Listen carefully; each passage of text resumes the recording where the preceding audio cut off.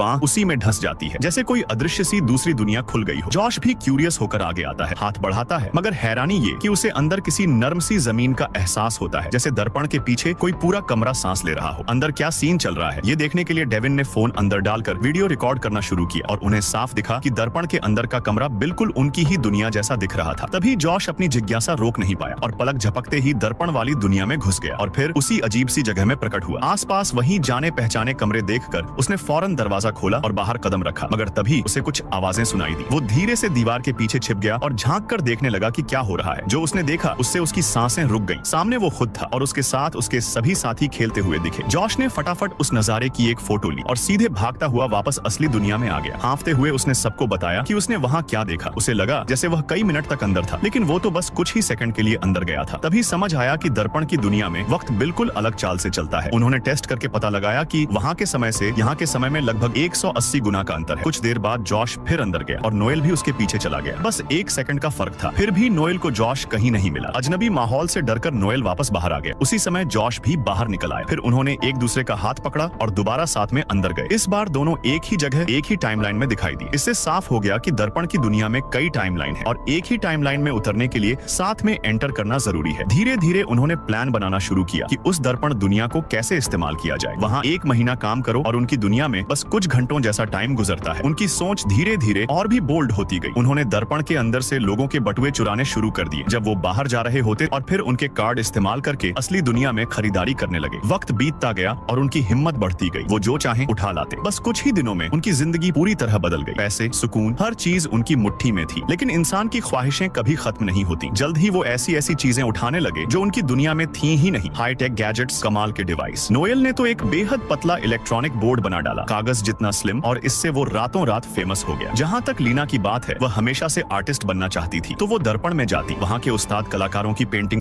Leena Darpan